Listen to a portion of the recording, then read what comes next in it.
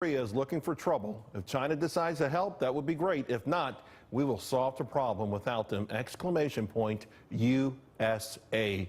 Joining me now to discuss, Ron Christie, Bruce Klingner, and along with Jesse Jane Duff. Bruce, you've navigated these waters before. One of the hardest parts about this whole dilemma is the uncertainty of Kim Jong-un.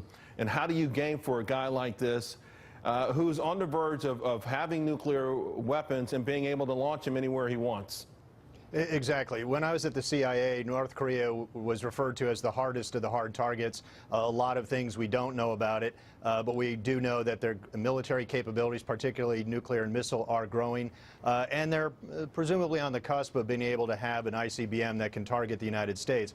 But as uncertain as we are about North Korea, perhaps we're even more uncertain as to how far President Trump will go in trying to prevent them from gaining that capability. Well, Jesse Jane, President Trump, though, saying he will go as far as necessary, even if China does not help. I should let the audience know there are reports of 150,000 Chinese troops amassing on the North Korean border, as well as recently turning back coal shipments from North Korea. Maybe that's their attempt to squeeze this regime, but how do you see this falling out militarily?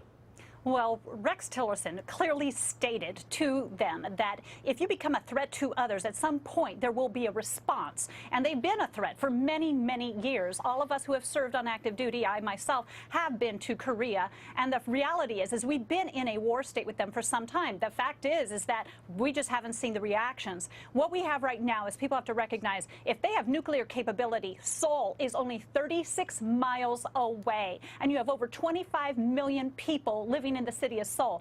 800 miles away is Tokyo, and in Tokyo you have over 36 million people in the metropolitan area. That is a disaster of any means if they are hit by a nuclear weapon. And the reality is, at some point, they will be able to hit maybe the western coast of the United States. Right, and that's the point, Ron. The clock is ticking. We all know the clock is ticking on capability in terms of both weaponry and projectile, getting it to a target they want.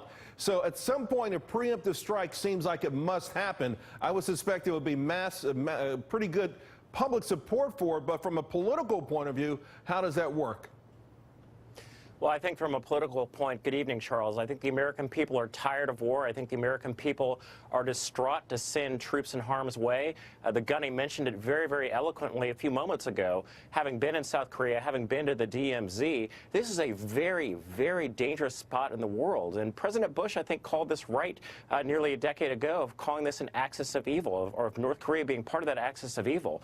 Hopefully, President Trump, in his conversation with the Chinese president last week, had the opportunity to discuss North Korea, to have a very firm commitment from China to be an ally in this endeavor to keep them constrained. But I do not believe at this juncture, Charles, there is an appetite for the American people to have a preemptive strike by this administration without going through Congress, without the War Powers Resolution of striking the North Korean peninsula. Really?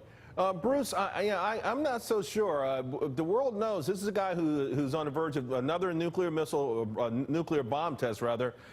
He's obviously shot projectiles, or at least attempted to, over and over again, despite being told not to by the world, by world governance, saying, hey, stop it, cut it out. He does not listen. He is on a mission, and that mission seems to be counterintuitive to all of humanity. To Jesse Jane's point, this is a fight we're all in, and at some point he must be stopped.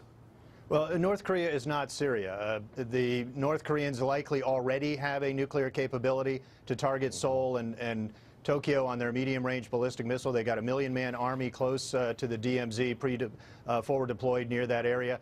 They've got perhaps 5,000 tons of chemical weapons, biological weapons, etc. They have missiles that soon will be able to hit Guam, a key node in the U.S. defense of the Pacific, and submarine-launched ballistic missiles are also in development, and as we've talked about, the ICBM. So if we do a preemptive attack, all the estimates are that would lead to an all-out war, perhaps on the peninsula, with hundreds of thousands of casualties. Wow. So it looks like we're between a real proverbial rock and a hard place. Guys, thank you all very much. Really appreciate it. Thank you. Well, the airline that promised